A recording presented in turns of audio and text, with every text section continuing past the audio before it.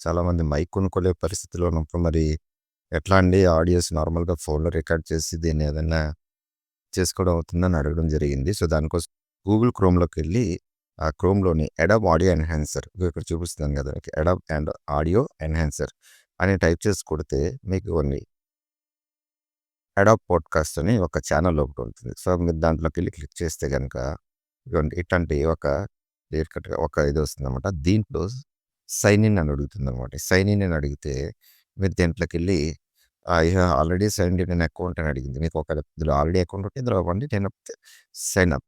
Sign up అటు మీ వివరాలు అంటే మీ ఈమెయిల్ ఐడీ సంథింగ్ నాదొక ఈమెయిల్ ఐడీ ఉంటే అది ఏదైతే అది ఈమెయిల్ ఐడీ అనేది మనం ఇచ్చేసుకొని సో, దాంట్లోని కంటిన్యూ కొడితే login అయిపోతుందనమాట.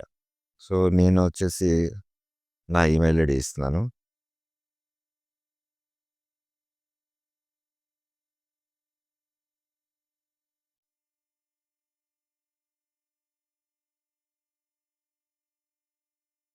At the same time password కూడా ఎంటర్ చేసుకోవాలి.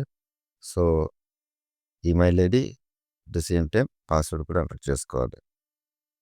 ఈ విధంగా ఈమెయిల్ ఐడీ అండ్ పాస్వర్డ్ ఇచ్చుకోవాలనమాట. ఈ విధంగా ఈమెయిల్ ఐడీ, పాస్వర్డ్ ఇచ్చిన తర్వాత కిందకొస్తే కంటిన్యూ ఉంటుంది. ఈ కంటిన్యూ బటన్ నొక్కాలి.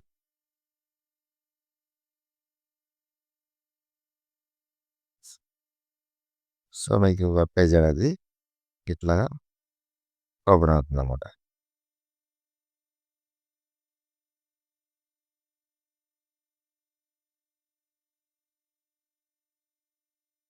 మీకు వాడు 6 డిజిట్ కోడ్ ఒకటి మీకొస్తుంది.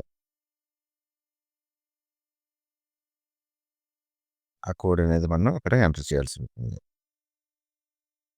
ల్యాప్‌టాప్‌లోనే మీ వెరిఫికేషన్ కోడ్ అనేది మీకు పంపిస్తారండి. ఈ కోడ్‌ని మీరు కాపీ చేసుకొని సో, అక్కడ పేస్ట్ చేయాల్సి ఉంటుంది.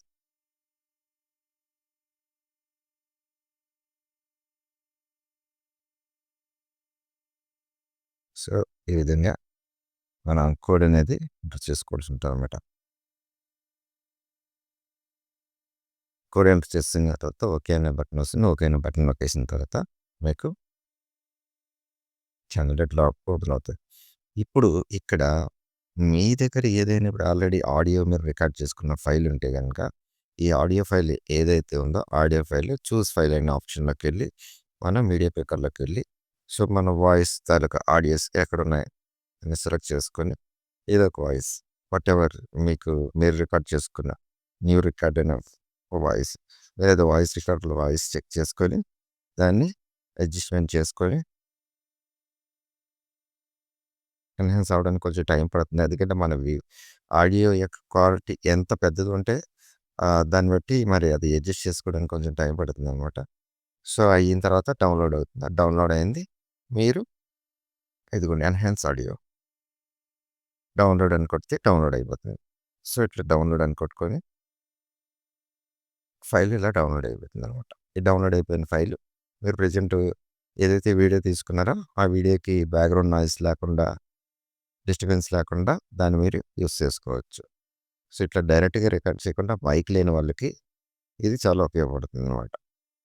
సో, ఏదైనా సరే డబ్బులెక్కువ ఖర్చు పెట్టకుండా తక్కువలో ఏ విధంగా చేసుకోవచ్చనేది నేను మీకు చేసి చూపించాలనుకుంటున్నాను. సో, ఇది ఫ్రెండ్స్. సో, నా వీడియో లైక్ చేయండి, సబ్స్క్రైబ్ చేసుకోండి అండ్ షేర్ చేయండి. Thank you. ముందు వినిపించిన ఆడియో అంతా కూడా అది ఎన్హాన్స్ చేసిన తర్వాత ఆడియో అండి. ఇప్పుడు నేను పెడుతుంది ఎన్హాన్స్ చేయక ముందుదనమాట. సో, దీనికి దానికి డిఫరెన్స్ చూసుకోండి.